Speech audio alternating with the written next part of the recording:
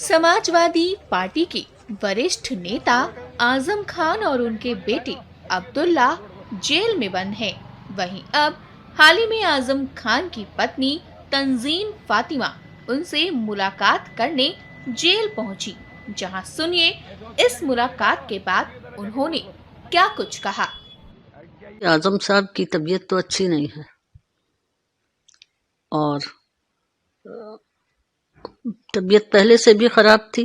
जिस वक्त उन्होंने सजा पड़ी है और जेल में गए हैं तो उन्हें लेटने की जमीन पर लिटाया गया है, जबकि न्यायपालिका के ये स्पष्ट आदेश हैं कि चिकित्सीय उन्हें सुविधाएं दी जाएं।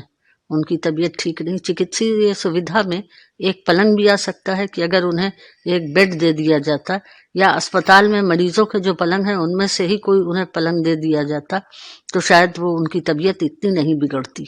एक तो पहले से ही खांसी थी, फिर अब उन्हें बुखार भी हो गया है, शायद ठंड लगने की वजह से, जमीन से जो ठंड पहुंचती है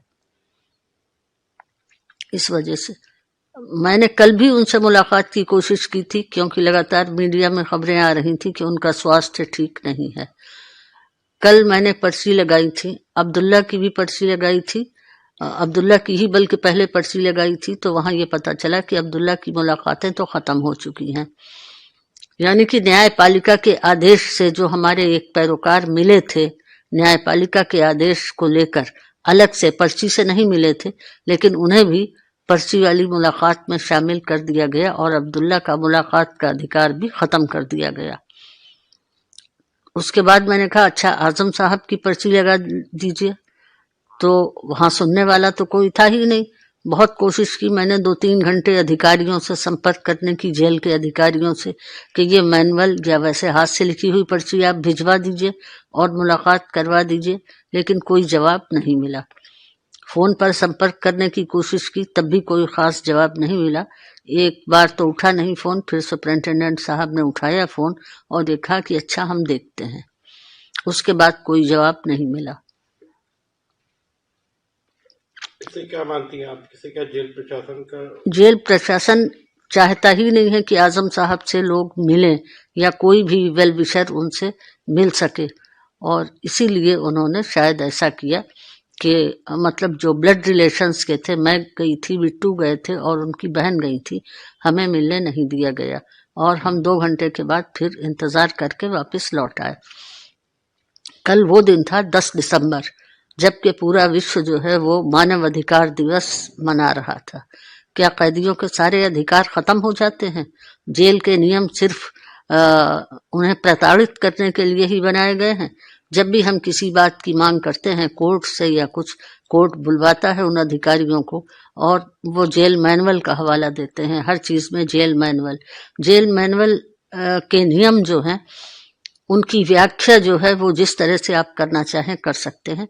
जेल के नियमों की व्याख्या इस तरह से भी की जा सकती है जिस तरह से मतलब कि कैदियों को ज्यादा से ज्यादा तकलीफ ना हो, इस तरह से भी नियमों की व्याख्या की जा सकती है। क्या कैदी इंसान नहीं है? दूसरी चीज मैं ये कहती हूँ कि न्यायालय के आदेशों की भी अवहेलना की जा रही है। अभी कुछ दिन पहले 4-5 पैरोकार और कुछ लोग मिलने के लिए गए थे, कोर्ट से परमिशन लेकर गए थे और यूनिवर्सिटी की सैलरी भी बटनी है, उसके लिए भी जब कोर्ट की परमिशन होगी तभी सिग्नेचर वगैरह होकर आ सकते हैं। तो न्यायालय ने उन लोगों की परमिशन दी थी, 5-6 पैरोकारों को और लोगों को, लेकिन मिलने नहीं दिया गया। यहाँ पर मैं जरूर कहना चाहूंगी कि न्यायपालिका के नियमों तक की अवहेलना की जा रही है। इससे न्यायपालिका के सम्मान में कमी आती है और मुझे अफसोस के साथ ये कहना पड़ रहा है कि मुल्क अराजकता की तरफ बढ़ रहा है। कोर्ट से फैसला आया है, आज उनको उसमें दोष मुक्त किया गया है, उसको लेकर क्या कहेंगे? आज सेना को टिप्पणी का मामला था। मैं कोर्ट का शुक्रिया अदा करूंगी कि उन्होंने बरी किया है मेरे पति को, क्योंकि मेरे पति ने ऐसी कोई बात नहीं कही थी, बात को गलत रुख दिया गया था। उन्होंने सिर्फ वही कहा था जो कि अखबार में छपा था। और इसके लिए मैं माननीय न्यायालय का शुक्रिया अदा करती हूँ।